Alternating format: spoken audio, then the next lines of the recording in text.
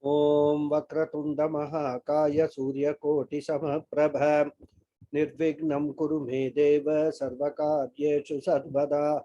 Om Shri Mahaganapataye Namaha. Om Shri Gurubhyo Namaha. Harihi Om Sadashiva Samarambham Shankaracharya Madhyamam Asmadacharya Padyantam Vande Guru Paramparam Asmad Gurubhyo Namaha. Shruti Smriti Purananam Alayam Karunalayam Namami Bhagavatpadam Shankaram Loka Shankaram Shankaram Shankaracharyam Kesavam Badarayanam Trabhashya Kritau Vande Bhagavantau Punah Punaham Ishvaro Guru Atmeti Murti Bheda Vibhagine Vyomavad Vyapta Dehaya Dakshinamurtaye Namaha. Om Shri Medha Dakshinamurti Swamine Namaha. Om Sahana Vavatu Sahanau Bhunaktu Saha Viryam Karavavahai Tejasvinavadhitamastu ma Vidvishavahai. Om Shanti Shanti Shanti. Harihi Om Shri Gurubhyo Namaha. Harihi Om Satchidananda Rupaya Krishnaya Klishtakarine Namo Vedanta Vedyaya Gurave Buddhi Sakshine Krishna Dvaipayanam Vyasam Sarvalokahite Ratam Vedabja Bhaskaram Vande Samadhi Nilayam Munim Sahasramurte Purushottamasya Sahasranetranana Pada Baho Sahasranamnam Stavanam Prashastam Niruchyate Janma Jaradi Shantyai. So, namaste once again, everyone. Namaskaram, Guruji. Namaskaram. Rutu Sudarshana Kalaha Parameshti Parigraha Ugrat Samvatsaro Daksho Vishramo Vishwadakshinaha. I think we were seeing the meaning of this shloka in the last class, and I think I completed the meaning of the Nama Parigraha. Parigraha means the receiver of the prayers of the devotees. So, if anyone offers any prayers to him or offers anything to him with devotion, as I said, Patram Pushpam Phalam Toyam, Bhagavan Krishna will say later on sorry, taken back to the Gita class. Bhagavan says in the Bhagavad Gita, with devotion, with Shraddha, whatever you offer, I will accept it. Paritaha Grinnati. So he receives all the prayers and the devotion, and hence he is called Parigraha. Then another meaning also is taken, Paritaha Grihyate, all pervasive, all over. So Paritaha means all sides, Grihyate, he is all pervasive. So he can be invoked and appreciated anywhere, in any form. It is not necessary that to invoke Bhagavan and to be devoted to him, to pray to him, you need some special occasions, some special place and all that. And as I've been telling you again and again right from the beginning, Vishnu Sahasranama is one prayer of Bhagavan where there are no restrictions whatsoever. You can sit on the bed, lie down on the bed and say Vishnu Sahasranama. That is the beauty of this Vishnu Sahasranama. It brings in us a sort of an attitude of looking at everything with the same kind of value. Nothing is superior, nothing is inferior. Even though when we go to the Vedas, especially the Karma Kanda and all that, then there are gradations. This has to be done exactly this way. You must face east and do this, face west and do this, and all that. All those restrictions are there. But for Vishnu Sahasranama and prayers like this, there are no such restrictions. Paritaha Grihyate, whatever you offer him, in any form you offer him. And those who want to take refuge in him also, for them also he is Parigraha. This is the main meaning of parigraha. Now next nama, ugraha. Ugraha basically means the terrible, right? Adi Shankara says Suryadinamapi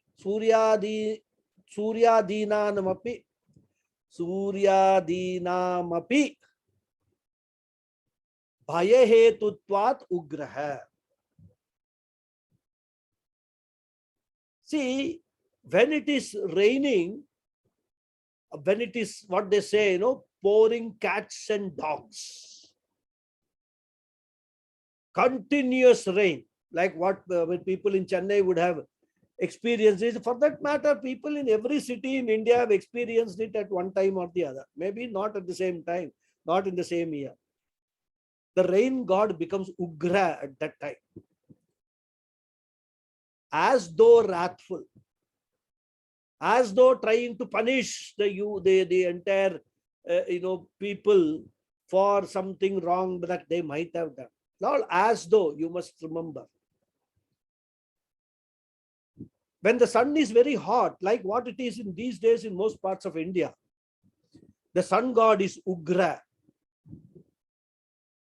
And sometimes it is very frightening. So if anything is extreme, it is called Ugra. But then the question is, how is that Lord, who is supposed to be Karuna Murti, said to be Ugra, frighteningly severe? This is because he is the Ugratva of the Ugra. The one who endows this power to the sun, to the fire, to the wind, to become Ugra. Because everything is the Lord. If on the one end of the scale, if he is a Karuna Murti, or the other end of the scale, he is Ugra Murti also. That's why Narasimha Avatara is supposed to be Ugra. In Narasimha, there is a Shanta Murti Narasimha, there is a Ugra Murti Narasimha also. I don't know how many of you have seen the images of Bhagavan Narasimha and made out the difference of which is a Ugra Murti and which is a Shanta Murti. Narasimha Upasakas, Narasimha Bhagavan's Upasakas, some of them, they keep Ugra Murti for Upasana. Normally, Ugra Murti is not kept at homes. We only keep the Shanta Murti of Narasimha. So, that Narasimha Avatara, that Ugram, which, he took on, and he actually, the Bhagavan, it's all Leela of Bhagavan only. In order to vanquish Hiranyakashipu, that Ugra form he took, that is Bhagavan's form only. So that is why he is also called Ugra. So it is as though the forces of the nature or the various devatas behind those forces, like the sun, the air, the Vayu Devata, Varuna Devata, all those devatas, they all function very systematically because of a fear of him alone. Hence also you can take these Ugraha. Isn't it? We all have this fear of this. Whenever somebody becomes Ugra, be it a spouse, be it parents, be it teachers in school, or even bosses in the office, when they become Ugra, we all have some fear what this person is going to do to me.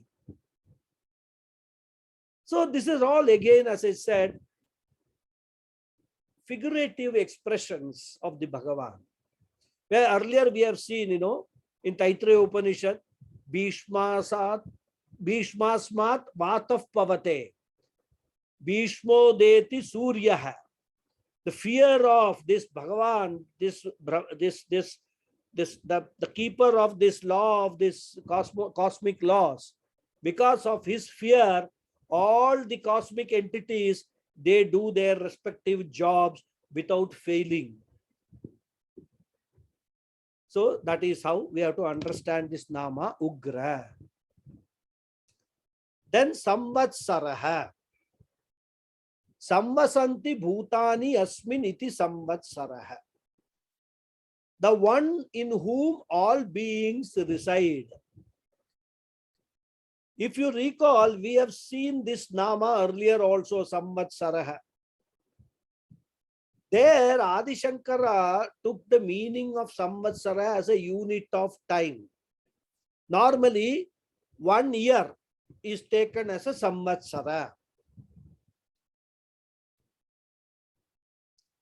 That's why we say, He Vilambi Nama Samvatsare, or right now, Shubhakrit Nama Samvatsare. Previous year was Plavanama Samvatsara. So, Samvatsara is 1 year, a year, unit of time. But here, Adi Shankara says, Samvatsara means Samvasanti Bhutani Asmin.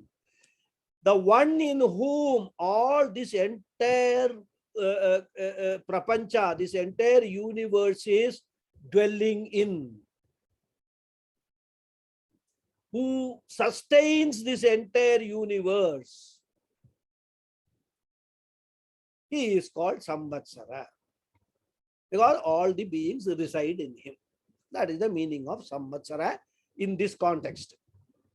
So as I said in the beginning, there are same names occur 2-3 times, sometimes twice, sometimes thrice in Vishnu Sahasranamam.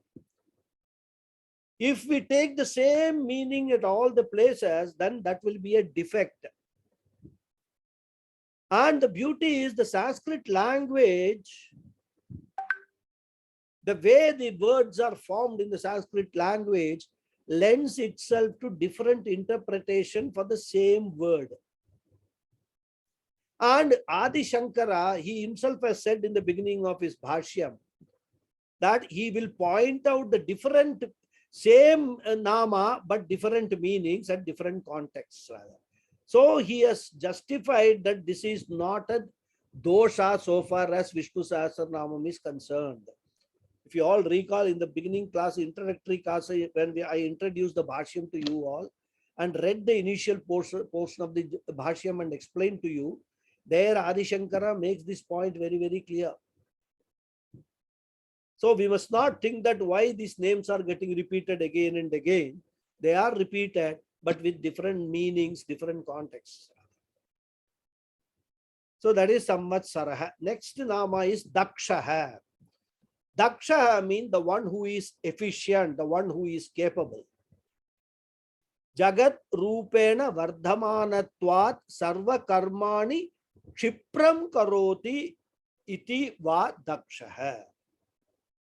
Very nice. Kshipram Karoti, says Adi Shankara.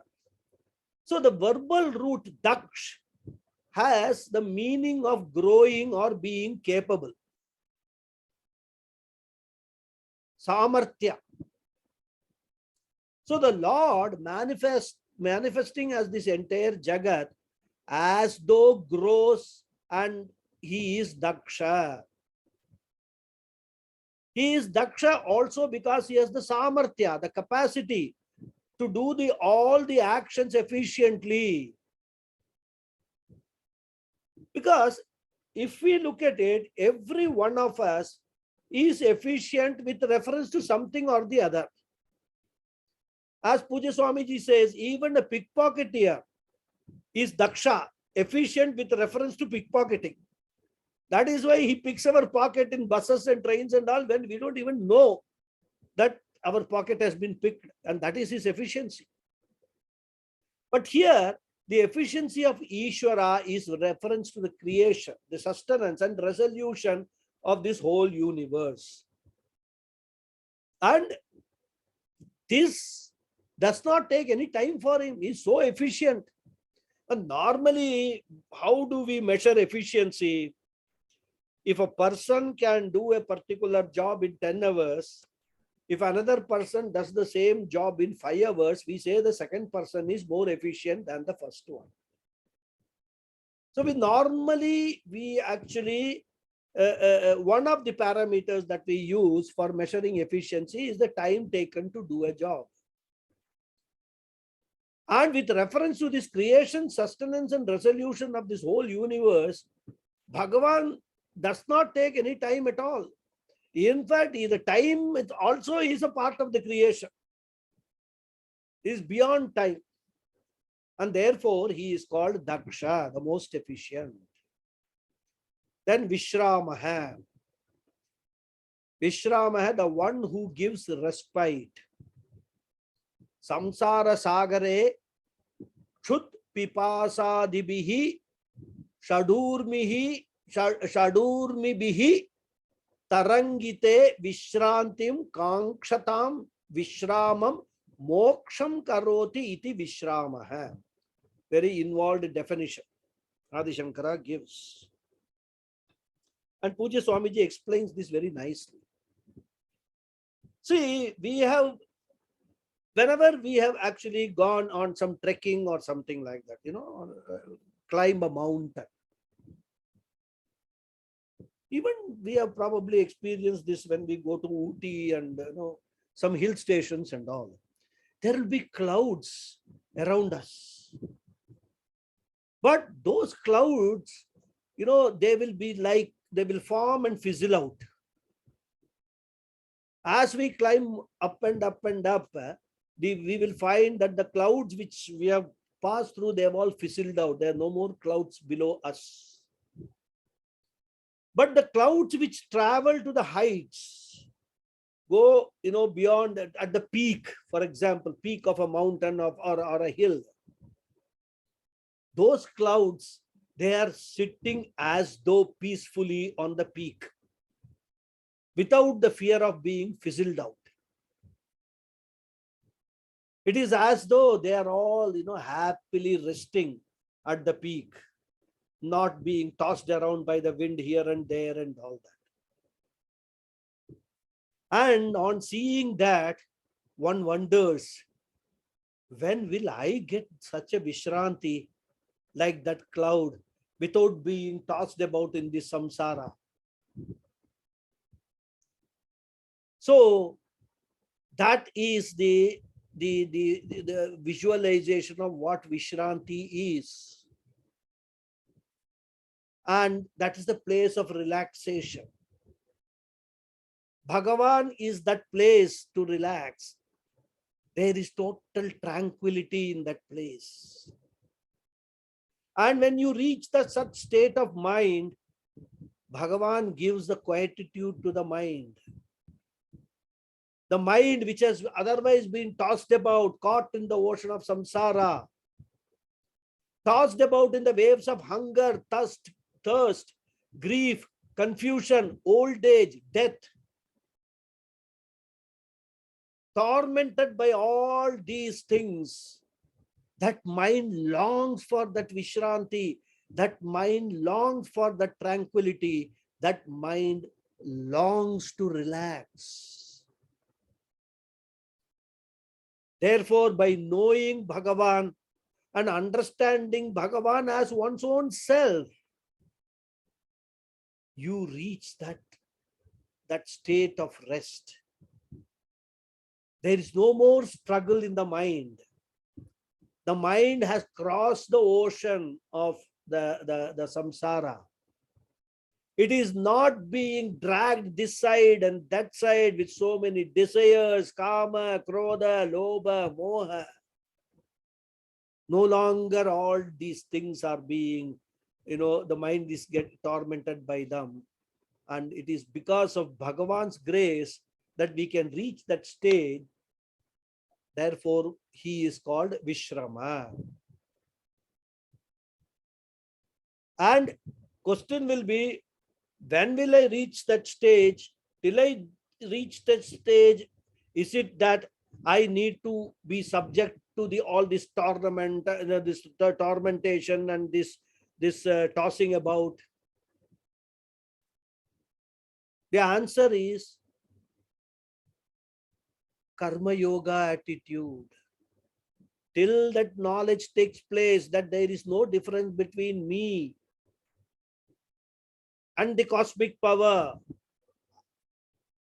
What cosmic power I am talking about is nothing but my own power. There is no difference between this Vyashti and Samashti. Till that knowledge takes place, the very attitude of doing whatever one has to do, one is duty bound to do, and offering all that actions unto him, unto Bhagavan, Ishwararpanam, Brahmarpanam, and whatever result that comes to us because of our actions, accepting that as prasada, that itself, with that itself, you can develop an attitude which will give you significant amount of respite and relaxation. So, even before coming to Jnana Kanda, practice of Karma Yoga itself will give you a glimpse of what this Jnana is all about. What is Jnana Phalam is all about. So, this is Vishramaha. The next is Vishwadakshinaha. The most skillful. Vishwasmat Dakshinaha Shaktaha Vishweshu Karmasu Dakshinyadva iti Vishwadakshinaha. Yeah, Bhagavan is the one who gives everything to everybody. Therefore, he is the one who gives skill to people also. If anyone has got any talent like singing, painting, writing, etc., acting, all these are the samarthyas, are the skills. Even the devas, the lokapalakas have their own samarthya. Even in the world, we find that when people need jobs to be done, there is one group of people who would hire the persons already having the skills. In fact, if you want to construct a house, there are different skills available in different sets of people, and we will hire for a particular job a set of people who are skilled in doing that particular job. We will not hire an electrician to do masonry. We will not hire a plumber to do an electrical job. Even though for most of the wives, husband is supposed to be skilled in everything. If something goes wrong, they will tell, please can you look at it? Plumbing, fix the leak. So husband is supposed to be whole skillful. That way we can be very proud that they consider the husbands to be all skillful. Vishwadakshinaha. Don't mistake me. So it's just a light aside, that's all. So, as I was saying, we hire the specific group of people having the necessary skills. Then, of course, there will be a group of people which we find in all organizations who probably may not have any skill, but somehow they manage with the people and they are the managers. Not all of them, some of them. But Bhagavan is the one who endows everyone with their respective skills. He gives the capacity to the jivas to perform various actions. He appoints the various lokapalas, the 14 lokas. Each loka has got a lokapala. Within those lokas, there are sublokas, and those sublokas also have got sublokapalas. All these appointments are made by Bhagavan, and he gives all of them the samarthya to do their job. That is why he is Vishwasmat Dakshinaha, more skillful than everyone else. And Vishweshu Karmasu Dakshinaha, skillful in all actions with no exception. And hence he is Vishwadakshina. Vishwadakshina. That was the last nama of this sloka. Excuse me.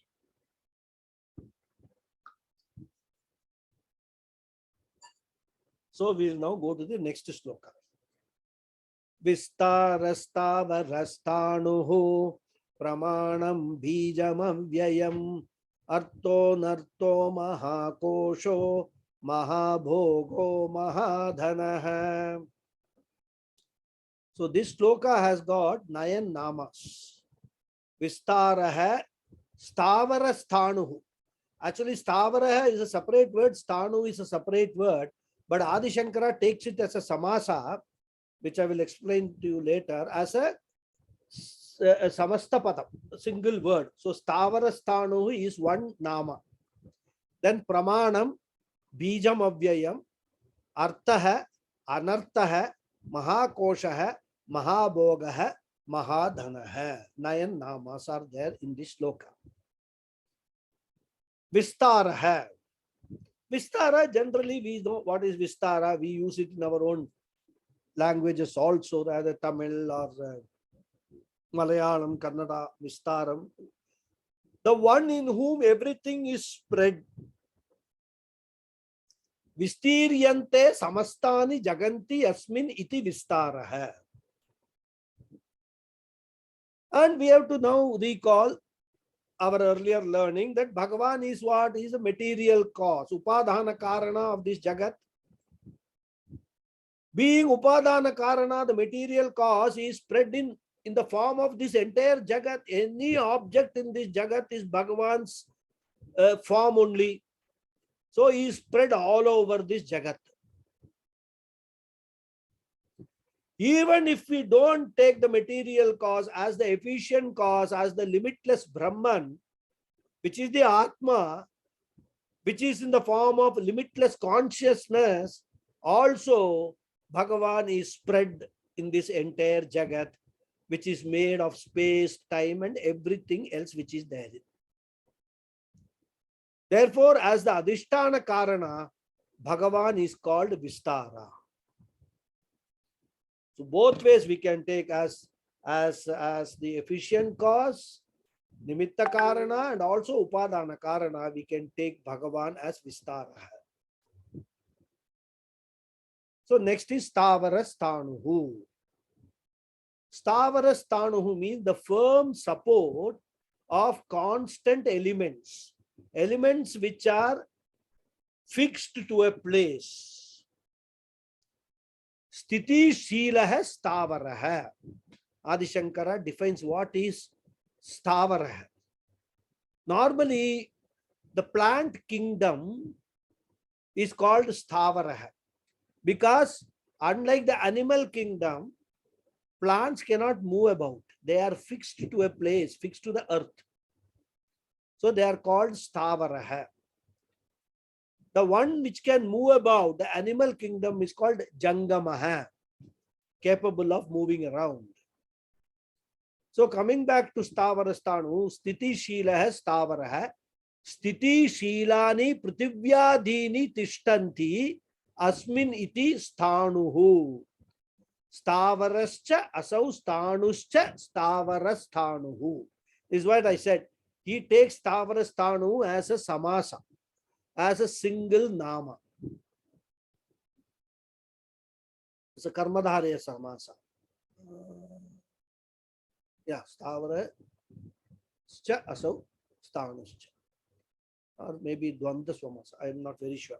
I'll have to brush up my samasa knowledge. So what does not move and stays without moving is called Stavara. Like I said, plants, mountains, etc. They stay in one place. The Lord is also called Stavara because he does not move. He is all pervading. In fact, he has no place to move. The earth and other elements and so on are also called Stavara relatively, right? Because if we actually look at the geography, the entire formation of the earth, some million years or so, there is changes there. there is a movement of the plate which is under the earth and all that. There's all geologists talk about all that. But relatively, within one's own life experience, we find all of them, like mountains and all, they do not move and stay constant throughout the creation. So that in which the stavaras, like the elements, mountains, plants, and so on, have their stay is called stanuhu. So on the one hand, whereas Bhagavan is stavaraha, does not move. On the other hand, he is stanuhu, he is the support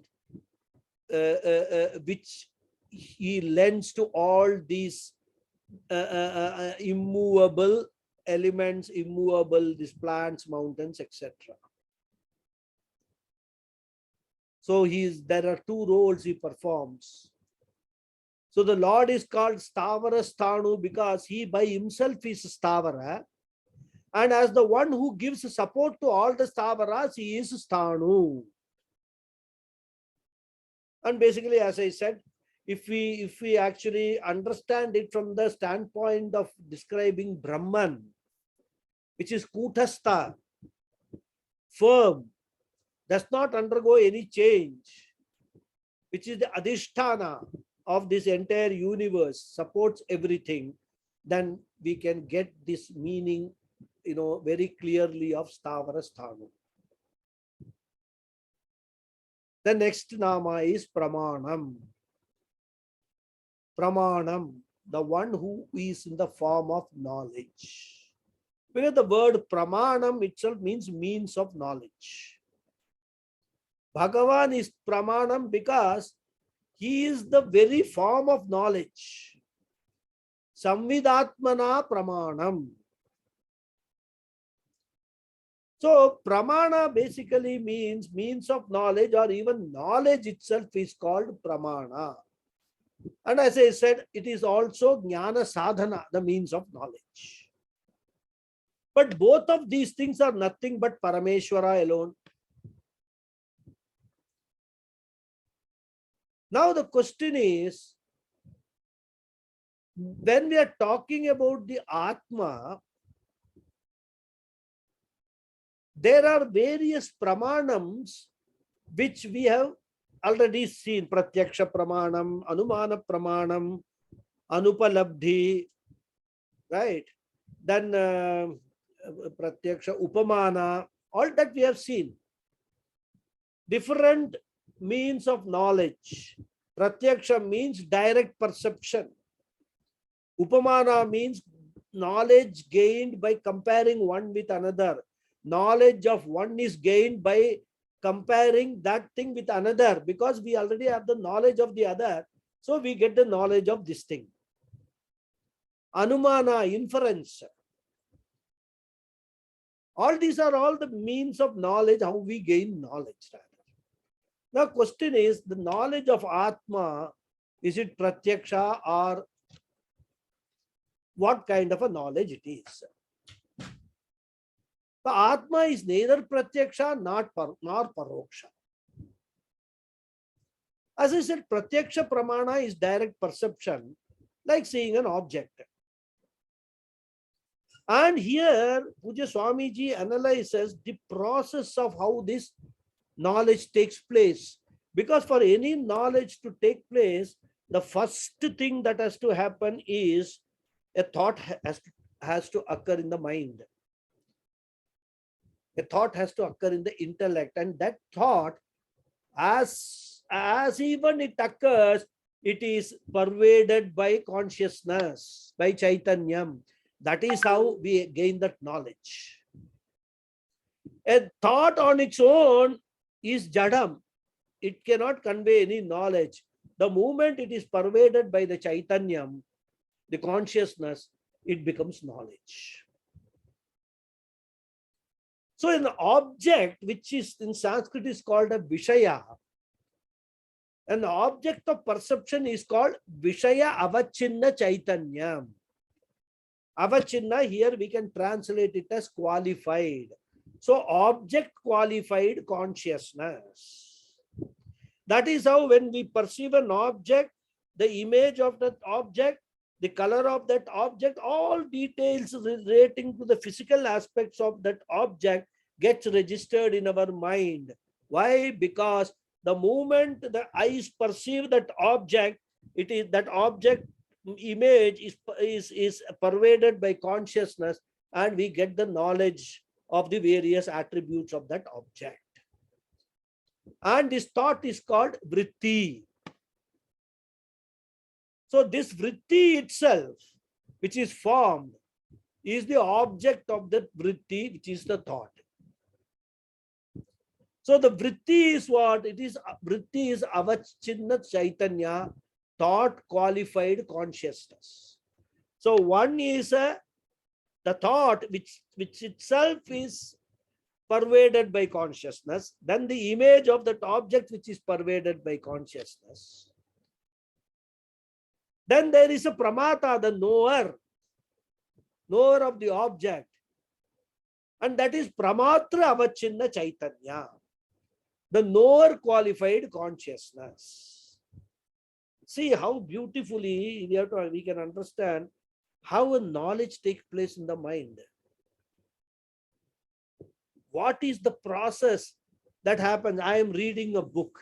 I read one word, Vishnu Sahasranamam. How that Vishnu Sahasranama, knowledge of that word Vishnu Sahasranama forms in my mind. This is what is explained here. So then there is a pramata, the knower of the object. Then there is a vishaya, the object itself. And there is a vritti, the thought of that object. All these three are involved in gaining knowledge. And when these three become one, that is Vishaya Avachinna Chaitanya, the object qualified consciousness, Vritti Avachinna Chaitanya, the thought qualified consciousness, and Pramatra Avachinna Chaitanya, the knower qualified consciousness, when these three become one, knowledge takes place. And that knowledge is called Pratyaksha or direct perception.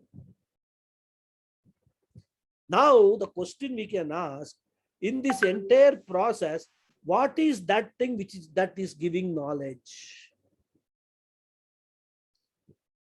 The answer is very simple. The consciousness is the one which is common to all, which is responsible for knowledge. It is the chit. That is why in the Shastra, the chit is equated to jnanam. Consciousness is nothing but knowledge. It is the knowledge principle is chit, chaitanyam. So whether we take the object, whether we take the thought, or whether we take the pramatra, all three are nothing but consciousness only.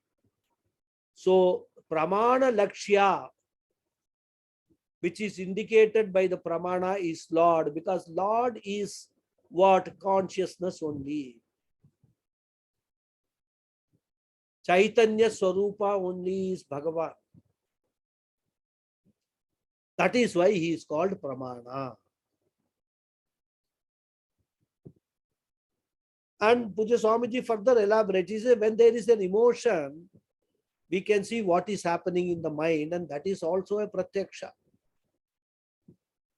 So when a sense organ is involved, it is Indriya pratyaksha. Even without the sense organ, when you directly perceive what is happening in mind, it is called Sakshi Pratyaksha.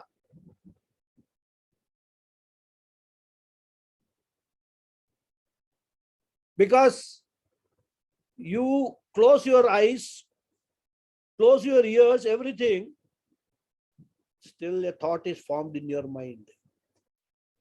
At that time, you are not looking at any object, you are not listening to any sound, you are not smelling any smell. There is no object of perception for you. Everything you have closed down, all the five sense organs you have closed down. Still a thought occurs. That is Sakshi Pratyaksha. Both are Pratyaksha only.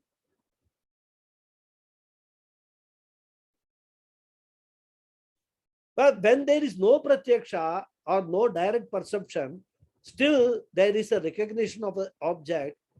And when that happens, it is called paroksha or inference. So you see smoke, that is pratyaksha, and conclude that there is fire. So seeing the smoke is pratyaksha, but concluding that there is fire without actually seeing the fire is paroksha jnanam. Now coming back to the question, the knowledge of Atma, is it pratyaksha or paroksha? Is it directly perceived or as an object, or it is inferred? We have already seen Atma cannot be an object, isn't it? Aprameya we saw. So now, is it Atma is something that we need to infer? Shastra says Atma is neither pratyaksha, object of perception, nor paroksha, object of inference. It is nitya aparoksha. Aparoksha means that which is very, very close, very, very, what I can, what is the right word? Very, very, I'm not getting the right word. Very personal to me. It is not an object. It is the subject. I. Aparoksha. So actually, there is a very beautiful text by Adi Shankara called Aparoksha Anubhuti. We have been taught that text also in Vedanta. Regular studies, such texts are taught. What is Atma? Aparoksha. And it is because of this aparoksha Atma that there is pratyaksha as well as paroksha. And this Atma does not require any reveal because it is self-revealing and self-evident consciousness.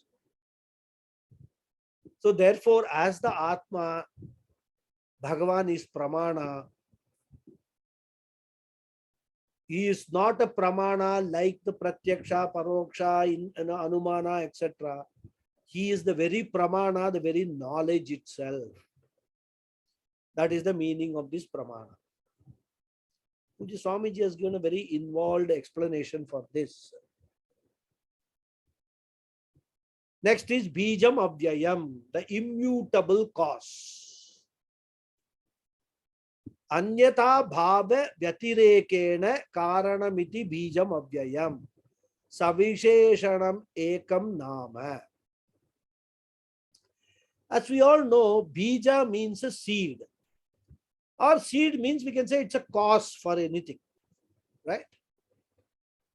So what is the cause of this Jagat? We have already seen Ishvara is the cause, the maker.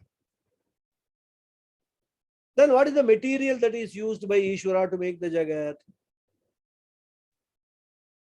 What is the material? One type of material is the Maya. We said that the Upadana Karana. Another material for creation of the Jagat is the knowledge of Ishvara. Because nothing can be created without the complete detailed knowledge of what needs to be created. So that also is a material required for the creation of the Jagat. And the knowledge of Ishvara itself is manifest in the form of this entire Jagat. And we can understand this very easily because every day we are all creating a dream world. We are all Ishwaras when we go to sleep, when we have a dream. And for the dream world, all the characters, the scenes, the events which are happening in the dream world, it is the knowledge which is stored in our chittam, that is the material that is used to create the dream world. And that is why a dream is available only for you to understand. Other people cannot see your dream. And even when you keep looking at a dream, it keeps disappearing. The names and forms in the dream, Sometimes it is actually mind-boggling how the changes take place in the dream world. Totally unconnected things will happen. But what happens when all those changes are taking place in the dream world, and the dream world itself is created because of the knowledge which is there within ourselves, do we undergo any change when the dream is going on? We don't undergo any change. So in a dream, one is in the form of consciousness, and all that is there is only Chaitanya Jyoti. Because of that consciousness alone, we are able to experience the dream. So too, it is the knowledge of Ishvara that is manifest in the form of this entire Jagat. Ishvara, without undergoing any change, is the cause of this universe. Like we are the cause for the dream world. And hence he is Bija, which is Avyaya. Avyaya means that which does not change. So he is Bija and also he is Avyaya. Bhagavan Ishvara has not undergone any change. At the same time, he is the cause of everything. So he is Bijam Avyayam. Next nama is Artha.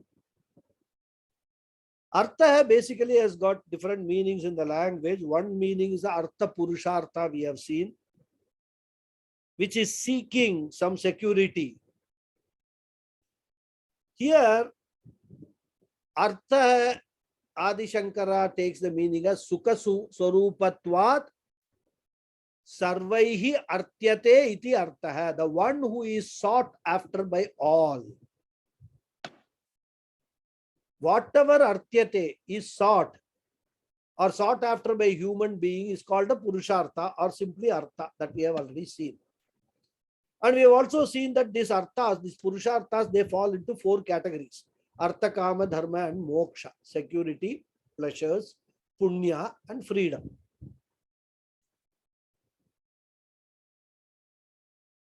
The one thing that we need to understand is that all that Artha that we are seeking, the so-called Artha we seek in this world. If I buy a house, I will be more secure. Buying a car or a vehicle gives me security in traveling. I can take my vehicle and go anywhere I want. Getting married gives me security as so far as my life is concerned. I have a partner who can help me in leading a nice life. Taking insurance gives me a security from the fear of losing something, monetary value of something. So all these securities, we human beings run behind, thinking that they are all offering security to us. But there is one security which is the security, the master security of all, and that is Bhagavan. He is the only security. And that Bhagavan is the security in the form of Atma, which is Kutastha, not subject to change.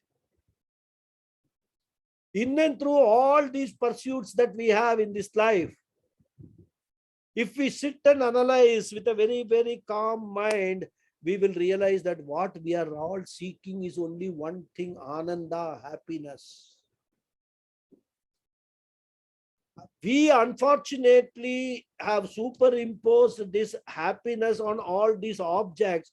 And so we think that by seeking that objects and by acquiring those objects, we will be happy, which is a very false notion, which is a notion born out of ignorance of the real nature of this entire world and the real nature of the objects and the real nature of Ishvara himself.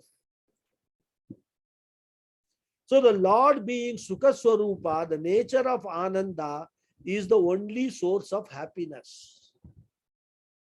Therefore, whether you go behind any other security or not, if you actually pursue a journey, a path of knowing Bhagavan, knowing Ishvara, that is the best security that you can have in your life.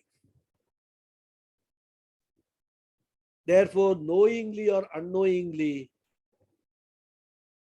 what we seek through every object in this world is nothing that we are seeking Bhagavan only through every object.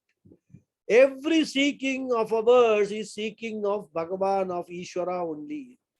We don't know that, unfortunately.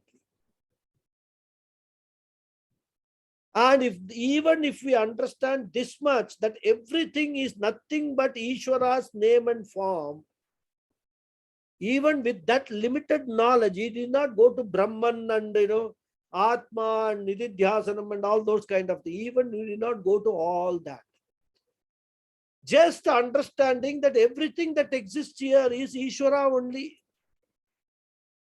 Because Ishvara is the efficient cause, Ishvara is the material cause. Any material that I come across is nothing but another name, another form of that very Ishvara. If we understand that much only, then even if we seek these objects for happiness, for our security, we will be actually seeking Ishvara only, who is the ultimate artha, ultimate security. And that is why he is called Artha. Oh, having called Artha, next nama is Anartha hai. So what is the meaning of Anartha hai? Means he is not Artha or what? Here Anartha is the one without any end or without any goal to fulfill. Artha is a goal. Anartha is one who does not have a goal. Purushartha is a goal for a human being. Bhagavan is Anartha hai, yes, does not have any goal to fulfill. Atma kamatvat na vidyate artha hai, prayojanam asyeti anartha hai. So if everyone has Bhagavan as their artha, the end to be accomplished, what is the artha, the end that he wants to accomplish? There is no end that Bhagavan wants to accomplish, because he is Purna. Everything belongs to Bhagavan only. It is because of our wrong understanding of our own limitation that we are a limited being. We chase this Purnatvam, thinking that by acquiring more and more things, we will become Purna. And that is what is happening actually. The happiness that we experience is arising out of Purnatvam alone. When you realize that I have no more desires to fulfill, I have no more pursuits to follow, I have actually achieved everything that I need to achieve at this point in time, you will be the happiest person. The moment a thought comes, oh, I am lacking in this thing, I am lacking in that thing.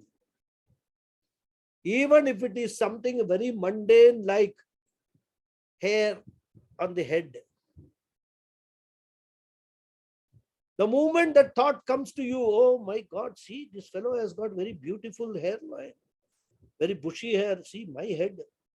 The moment that thought comes, you take yourself to be a limited entity. Apurna hai, I need to have hair like this. I will go for some hair transplant, and all that thoughts come. And you think that by having those hair, or even at the least wearing a wig, you will become Purna. It's all false notion, false, all these born out of ignorance. But Bhagavan does not have, he is all knowledge, he does not have any ignorance.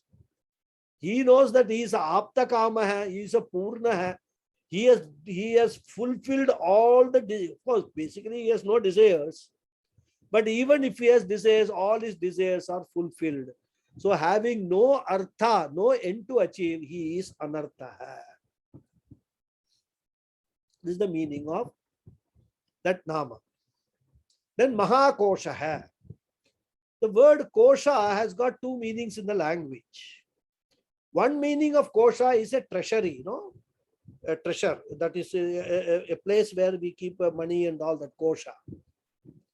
Another meaning of kosha is covering.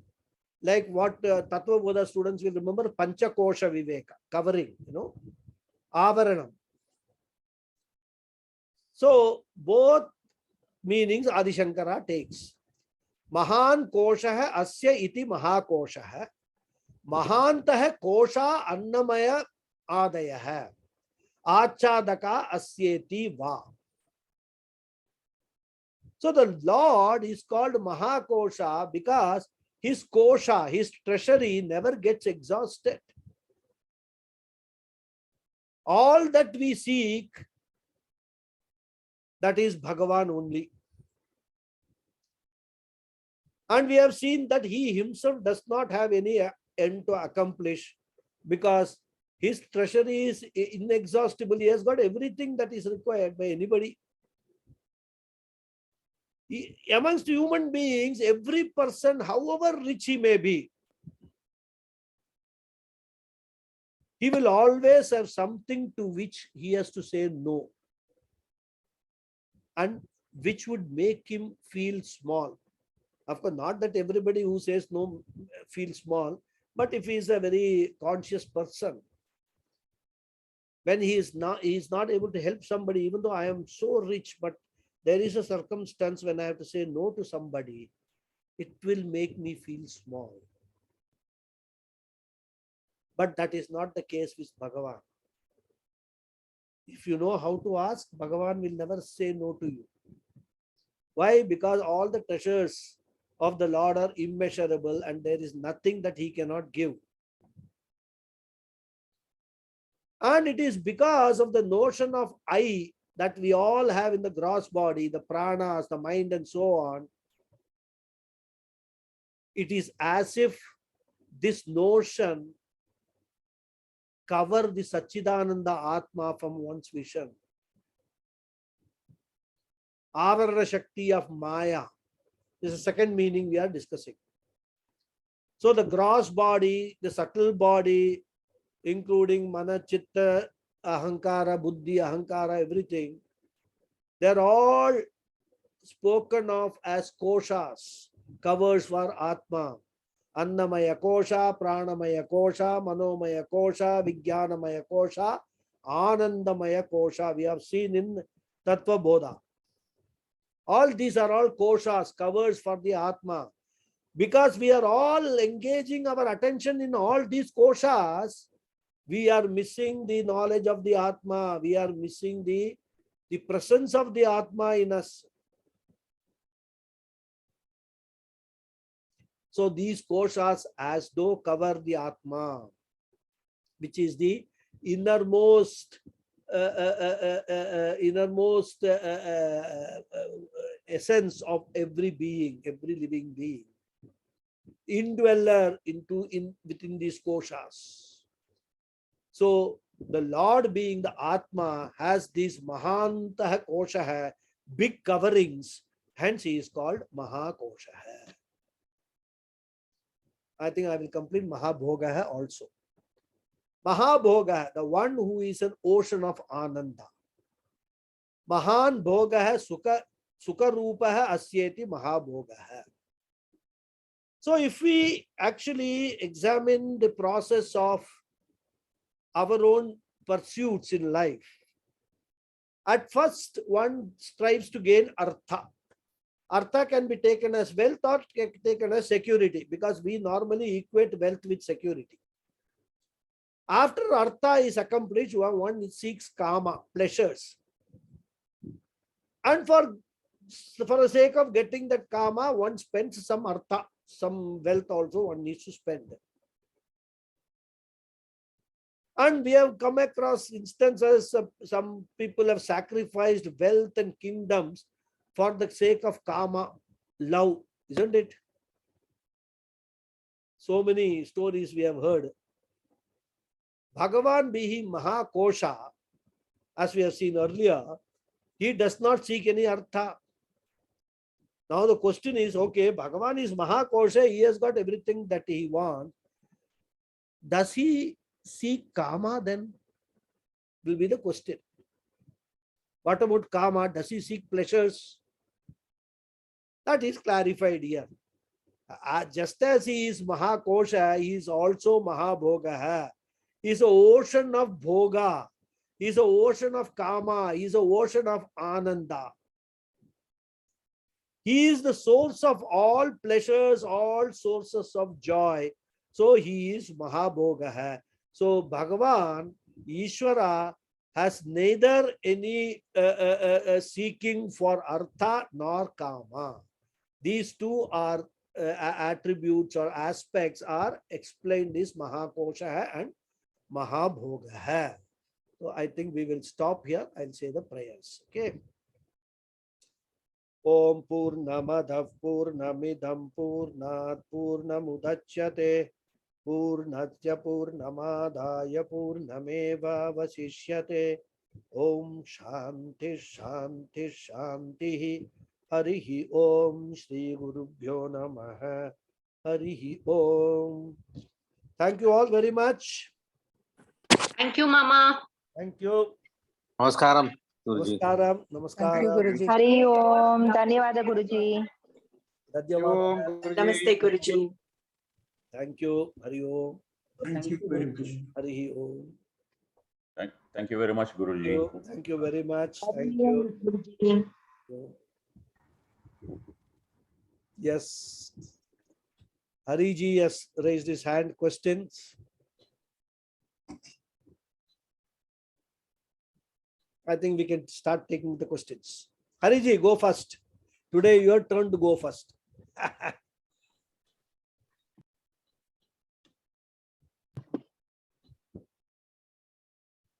Namaste.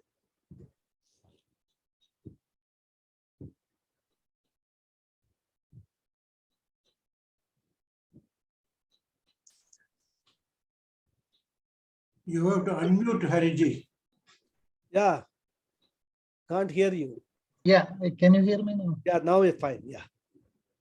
While teaching us about Bijam Avyayam, Hmm. you were explaining about dream.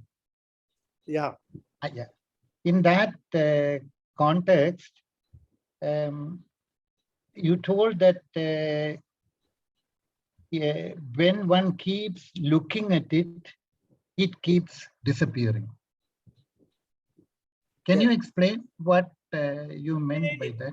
I don't know, because the thing is, many times whatever we dream, Ah. we cannot recollect when we wake up, isn't it? Most of the thing, only Most very of- few. Yeah. But there are some things Yeah. which remain as an image in our mind, and when we wake up, we are able to recall those things which Yeah. we saw in the dream, correct? Yeah. Now, if we actually observe, and this I have observed myself, Yeah. changes that which actually happens in the dream is not in terms of time, say it does not follow the same kind of sequence which we experience in our waking life. Okay, can you repeat it? Can you repeat it, please? The changes which happen, for example, many times I have seen a dream Yeah. where I am entering a house. Yeah. That house has got lot of rooms. Yeah. Like, you know, you go to some hostels and all that, they've got these bathrooms in a line, you know. Yeah. Yeah. Lot of, Yeah. I've seen this room, this dream, you know, this 2-3 times I've seen this dream. I don't know from where. It's some samskara, it is there sitting inside me, which is projecting this dream again and again. What Yeah. happens is, when I open one room, that room is a toilet. Yeah. Another room I open, it is a big drawing room. Even though from outside, they are all looking alike.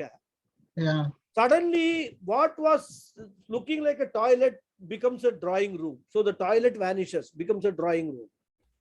Then the third room I open, it has got some balcony and all that. So what is happening is, the if you actually, I mean, that's what they say. I have not read too much about dreams. Sometimes. Okay. Okay. Yeah. What happens is the dream itself lasts for a very few moments only, Yeah.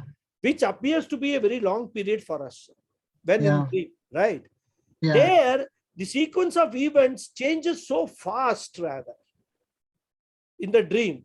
And if you are Yeah. able to recall that dream, we will know that there's something, suddenly something is happening. I am here now and somewhere else immediately in the next moment and all. It does not happen with the same kind of a time frame that we experience in the waking state. Okay. For example, I am here now, right? Mm. I am not in Bangalore. Whereas in a dream, it's quite possible that at one moment I am in Hyderabad and the very next moment I find myself in Bangalore. Yeah. That is possible in a dream. Okay. So what is happening in a dream is these changes, the scenes, the events and all, they keep on disappearing. One comes and then disappears and another one comes and that Okay. disappears. Like that, the sequence happens rather. Okay. Right? So, but that is the similar thing that we experience in the prapancha also. Okay. From that avastha, prapancha is a dream. From that, it is like to understand the prapancha. Yeah. Yeah. If you Yeah. understand a dream and Yeah. blow it up, then this is what is happening. Everything is constantly changing. Yeah. Okay. Relatively, Stavaram. we may find that things are constant, but they are Yeah. constant but constantly changing also. Jagat. Jagat. Yeah. Jagatam. It is Yeah, Jagat. that word Jagat itself is Is changing. changing only that. It is. Yeah, moving, constantly Yeah. moving. Constantly. Yeah. Yeah. So that is Okay. what is the example which Puja Swamiji has brought in his commentary of the dream example to explain for us to Yeah. understand how Bhagavan is creating this Jagat. If at all you can say, this whole Jagat is dream of Bhagavan. That's all. Okay. It is his creation. Yeah. Like our dream is our creation. This whole Jagat is creation of Bhagavan. The only difference is our dream is driven by our samskaras, whereas this dream Jagat is driven by the karmas of all the beings. That is what is happening in this. That is the difference we have to understand. This is driven by the karmas of all the living beings. Okay. That is how it is. Okay. I have one more Yeah. query. You taught us today Mahakosha. The Mahakosha. word Mahakosha. When we take the kosha, like Annamaya Kosha, Pranamaya Kosha, and these koshas are sheath or Sheath. coverage. Covers, yeah. Yeah, it covers. And all these koshas, it is covering our center. That is the Atman. It is being covered. So now when you talk Mahakosha, what does kosha means? Some sheath. We are telling that all these material koshas are covering the Atman.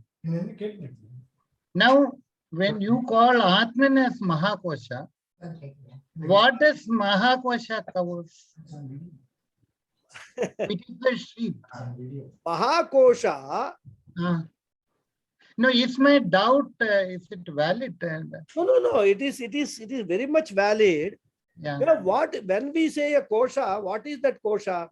It's sheath. It is covering something. What is the nature of that sheath? It is jada. It is all element, whether it is body, it is Annamaya, it is Pranamaya, it is Manomaya, Vijnanamaya, Anandam. Is it an object in this universe?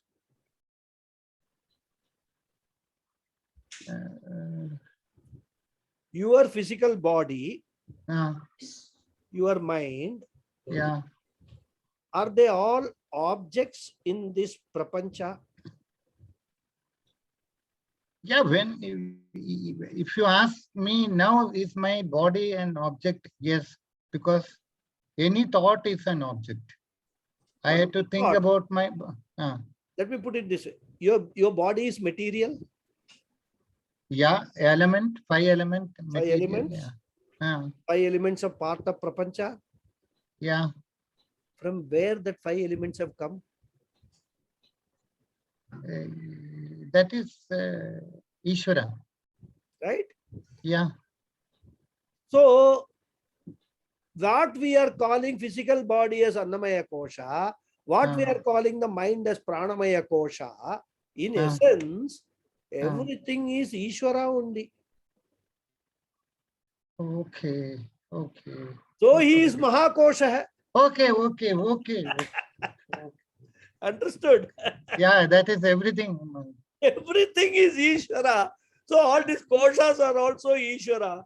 When we are talking at the individual level, individual koshas, what is Mahakosha? At the cosmic level is Okay, Mahakosha. okay, That's okay, all. Very simple to understand. Yeah. No, it is not See, simple. that It is is. why, Hariji, in this path, one needs to have a very clear thinking, and we must not lose the main thought. It should not go out of the mind. Yeah. That is firmly fixed. Anything else can easily fit into that. Yeah, no, it is. All 1,000 names of Vishnu Sahasranamam can easily fit. And that is why Adi Shankara can easily write a commentary, because this thought that Sarvam Ishwaramayam is firmly fixed. Anything that you touch, I can explain this is Ishwara. So that is how it is. Okay. No, we need also a Guruji like you to explain. No, Otherwise, see, I've been. Guru, I can tell you one thing. Guru's role is only to explain. For you to understand, for you to realize that what the Guru's teaching or Shastra teaching is, 10% is Guru's role, 90% is our own effort, our own, what it's a sadhanas that we do in order to internalize this knowledge rather. And that is what is ultimately is all about. Is not Guru is not going to take your hand and then, whether it is Dayanand Saraswati or whether it is Paramatma, they are not. They will tell you what the Shastras are saying. They themselves also probably may share some experiences of their own in terms of where they have, how they have actually done it. But what Paramarthananda has done may not necessarily be what I should be doing, but my circumstances may be different. I need to find a path, a way within my circumstances to reach where Paramarthananda has reached. That may be more challenging, more difficult for me, but still I need to pursue that. Yes. So that is what the Guru's role is ultimately rather, right? So we need to fix this thing in mind. And once this is fixed, everything is Ishvara, then there is no problem at all. Anything, any question asked, you can easily explain. Yeah, no, you have wonderfully explained. Yeah. Okay. No, I was, while you were teaching, I was not able to get into the other words. No, you have to, it takes time. I mean, it takes time. That's why I find, I'm actually thankful, so grateful to all of you for only simple reason that you have given me an opportunity to teach this. Honestly speaking, Pujya Swamiji's Vishnu Sahasranamam book was with me for the last 7 years. I mean, I bought this book when I actually went to the Gurukulam. Never opened it, never read it, right? Then suddenly one Swamini who visits the Gurukulam. So when I was talking to her, so she, and I was telling her I am teaching in this Nana Nani in Coimbatore. Then I told her that I am going to actually finish this Tattva Bodha to the students there. Then she told me, why don't you teach Vishnu Sahasranamam meanings? She told me. So it didn't occur to me. Then she said, Pujya Swamiji's book is there. So you read that book and then explain what Pujya Swamiji has explained. Is very easy. You don't need to go anywhere looking for anything. And then you see, this is how, when you desire something to happen, things come together. Yeah. After some time, suddenly I found that Omkarananda, Swami Omkarananda was going to talk, give this Vishnu Sahasranamam meanings in Tamil. His videos started appearing in YouTube. I started listening to all his videos. Then I found that it was Adi Shankara's Bhashyam that he is relying on. When I looked at Puja Swamiji's book, I never even imagined that there was Adi Shankara's commentary is what Puja Swamiji's book is also based on. Yeah. This much of ignorance was there in me. But you see, that one trigger of that Swamini, then I said I can teach Vishnu Sahasranam. Then I got into it, to pick up Puja Swamiji's book, listen to Swami Omkarananda's talks, and then put them together, and then started making my own notes that if I teach what I should teach. So the more and more I teach, either it is Vishnu Sahasranama or Bhagavad Gita, the more clarity I am getting myself in respect of all these things. So from that point of view or standpoint, I am very grateful to all my students that they have given me an opportunity to do that. Otherwise, it will be boring for me to sit before a wall or even a laptop and just go on talking like that, So that is why, it is something which you have to keep on doing. Live this knowledge. Live this knowledge means constantly, whenever you have time, whenever you got some free time, look into it. What does this say? What does this say? Have I understood it correctly? Like that practice one needs to do. Then it will be easy for you. It will take time, but it will come. Don't worry. No, it is. No, I got this book, and with this, when you are teaching us, it becomes clarity because increases. Yeah, that is yeah. true. If I am not clear, I can't make it clear to you. No. That is the most important thing. No, you're Okay. making it. Who was the first one who raised the hand between Premaji and Lataji? Yet complete. So, okay, I will give chance to a senior citizen, Premaji. Okay. I don't know whether Lataji is not a senior citizen or not. Maybe she is also. No, But Premaji is senior citizen. Huh? Prema did raise her hand earlier, Guruji. Yeah, okay, fine. Okay, And definitely she's not a senior. Yeah, probably. Lataji. Doesn't look to be a senior citizen at least. But her son Yes. is married, so I will certainly say she has got a married son, so she must be somewhere near the senior citizenship, if not already entered. No, I'm more than qualified for a senior citizen. More than qualified. Okay, very good. Maintain very good physique and health, and that shows the spiritual, orientation of hers. So when you are in spirituality, your face will always reflect glory, rather close. Oh, Anyhow, tell me, Prema. that's very nice to hear. Yes. Yeah, it is. It's very nice. This is not my words, huh? Pujya Swamiji used to say this, and Swami Sadatmananda used to say this. Those people who are very religious, who lead a Vaidika way of life, dharmic way of life, you can easily spot them. He says that their face will be glowing like the sun. This is what he used to say. So many times I used to look at myself in the mirror, whether my face is glowing. Yeah. Now I must go. I'm in mid-70s. So tomorrow I must look at my face in the mirror. Sometimes I put one this cell phone, this light, the torch, and then I shine it on my face to see whether it's still glowing. No, jokes apart. Come on. Very, very nice. Very nice. I thank you very much. Yes, Premaji. Guruji, my question is parallel to what Hariji was talking about. The Tirodhana, which is one of the qualities of Paramatman, you said in another context. And then now we are coming to missing the Atma because of the koshas. So there seems to be some contradiction there, or I'm mixing up something. There is no contradiction. There is no mixing up. See, everything is explained from a particular standpoint. And every standpoint is nothing but Bhagavan's standpoint only. That is why I said that you can you can even talk, we talk of Ishvara as Upadana Karanam. What is Upadana Karanam? The material cause. What is material? Jadam. Right? Insentient. Material is nothing but a matter.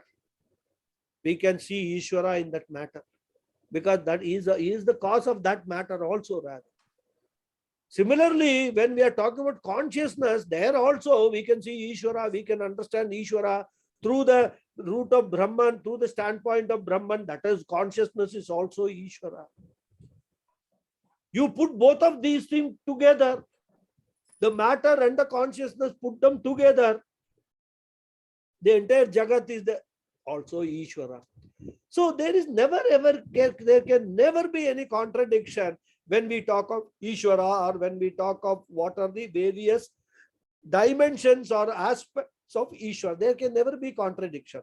Only thing is, there can be a lack of our understanding, lack of connecting the things because of our own limited knowledge or limited effort.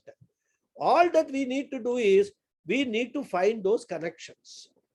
Once we find the connection, then everything automatically falls in place. We don't need to, too much break our head. Whether the computer is Ishvara, whether laptop is Ishvara, whether a toilet is Ishvara. I mean, that's the worst of things. One of the things which people actually have a lot of aversion to, right? Blood oozing out, there is a wound. Is it Ishvara? When you say in one word, that is why Vishnu Sahasranamam, otherwise there is no need for Vishnu Sahasranamam. Sarvam Ishwaram, the whole Jagat is Ishvara. One word Bhishma Acharya could have told this fellow who is that Dhritarashtra. Just understand everything is Ishvara. Why he went and gave 1,000 names, right? Krishna was standing there. So the thing is, as I gave that example in one earlier class also, what happens is, we go and attend a marriage. And there is somebody known to us who could not attend the marriage. And we see lot of relatives and all that. We come back and say, oh, very nice marriage, lot of people had come. Who all had come? All our relatives had come. Oh, but still tell me now who all had come. So uncle had come, auntie had come, their children had come. Like that we will start giving explanation, right? Even though we have already told all had come. But still that person wants to know who all had come. So we will give individual names. X had come, Y had come, Z had come. And the combination of all that X, Y, Z is not included in that all only. Similarly, when we say everything in this Jagat is Ishvara, the moment we understand this whole Jagat is Mithya and there is only Ishvara, one level of understanding. Correct? Then the next level of understanding above that is that even this whole Jagat is Mithya, actually there is a dependent reality of this Jagat. It is not real. It is dependent on that Brahman, that consciousness, another level of understanding. Come below, the whole Jagat is Ishvara, but then each individual thing is also Ishvara. So when you start understanding, you start looking at it, you develop an attitude like that. And our whole Sanatana Dharma is all about that attitude only. And that's why, in initial classes, I even told you, the structure of the temple, the structure of our worship. We worship the trees, we worship the snakes, we worship a rat. And even the depiction of gods. Every god in our religion has got one animal associated with that god, right? Whether it could even be the most poisonous animal, like a serpent in the neck of Lord Shiva. Muruga has got a peacock. Why? Because when we are praying to the god, we must develop an attitude that this peacock is also God's form. It's also associated with God. We should pray to the peacock also. There is a rat. We all go around looking for chappal and brooms to kill a rat in our house. Have you ever thought when you see a rat, oh, this is Ganesha's rat which has come to my house to bless me? Of course, I know that this rat is going to cause of havoc in my house. What I can do is, instead of trying to kill it or poison it, I can actually find a method or a way to take the rat away from my house and keep it safe. So send it out somewhere safely. So this change in attitude is a very big change which we have to bring about. That is the sadhana we have to follow continuously rather. Mosquito, Puja Swamiji used to say that when the mosquito sits on his hand and bites, he doesn't kill the mosquito. That is not our normal reflex action. Immediately kill the mosquito. He says, it is mosquito's dharma to drink human blood. Right? If I kill it or do something, I will be doing, for me, adharmic action, I am preventing another jiva to do following its own dharma. I have been not careful enough in order to prevent myself by being bit by a mosquito, which is well within my dharma. I have to do, self-protection. But at the same time, I need to be ahimsa follower also rather. So all these things, when you start extending these ideas beyond human beings to all other living beings in this world, that is where you start spiritually growing. That is what it is. So your question is neither a contradiction nor a misunderstanding. It all this comes within the overall understanding of this entire, what this creation is all about. Did I make it clear? Yes, very much so, Guruji. I was just wondering, the veiling part of it, the purpose of it. If you were not veiled, what would happen? See, veiling part of it is, the purpose of it is for you to work towards removing the veil. Right?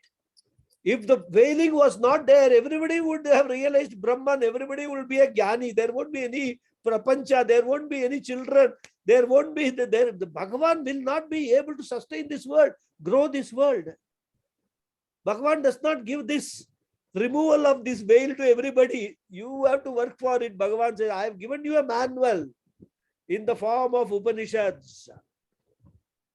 First of all, you have not even gone through Karma Kanda. Bhagavan will tell us. You are all busy earning money, working for some XYZ and doing all sorts of nonsensical things. You don't even think of Vedas even for a minute. Most people don't even know what Vedas contain rather. I am talking about most people. Very few people, even amongst our culture, know what Vedas talk about. Right? There's a total confusion. So Bhagavan has reserved all these for special people. Otherwise, he says, you be in this veil, you take your Annamaya Kosha itself as I and suffer the consequences of that. You want to get rid of it? Solution is there. That's why Puja Swami says, problem is you, solution is also you. You have to realize that and then try to find the solution. And solution is very much there in our Shastras. So, only those special people, as I was saying in yesterday's class in Bhagavad Gita, Bahunam Janmanam Ante Jnanavanma. So only those few people, and he says, Vasudevam Sarvamiti Samahatma Sudurlabha.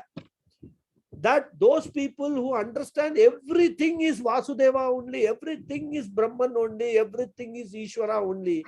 Such a Mahatma is Sudurlabha, is very, very rare to find. Krishna himself is telling Arjuna and wants Arjuna to realize that, what knowledge, Arjuna, I am giving you is not meant for common man. You are a specially chosen guy. I am teaching, my Krishna is teaching you. So this is what we have to understand. So why question is, other day, like Lataji also asked a question, is Ishvara very unfair and he is doing, putting all these people into all these troubles and all that. Nobody puts, Ishvara doesn't put anybody into their trouble. Everybody invites the troubles for themselves. by either present actions or past actions. Everybody is inviting the trouble for themselves. What Ishvara, poor Ishvara can do? Ultimately, everybody will go to Ishvara. Ishvara will say, oh, here is the book, volume of law of karma, volume 1, volume 2, volume 3, volume 4. He has got so many volumes. He says, you look yourself, what karma you did, what punishment you should get for that, and you will get that. That's all. I am the follower of the constitution of law of karma. Like the Supreme Court judge, that is what the Lord will do. He says, I never asked you to do all these things. You used your free will and did everything. Now you are coming and complaining to me that I am punishing you. So that is what we have to overall keep on understanding, bringing it to our mind. Yeah. Yes, Lataji, what is your question? Thank you. Thank you. Namaste, Guruji. Namaste. Just one clarification, there's no glow or anything, Guruji. Today sun is shining very bright in UK. Okay. And looks are very deceptive as well. Actually, Guruji, my question, which was, I must say that it's been kind of clarified. My question was going to be Atma, which it's a Panchakosha. So it is Atma is being covered by the Panchakosha, but Atma is everywhere. Atma is all pervading. So it's pervading the Panchakoshas as well, right? So, but still, still the Panchakoshas are very powerful to hide the real nature of the Atma from us. So. Yeah.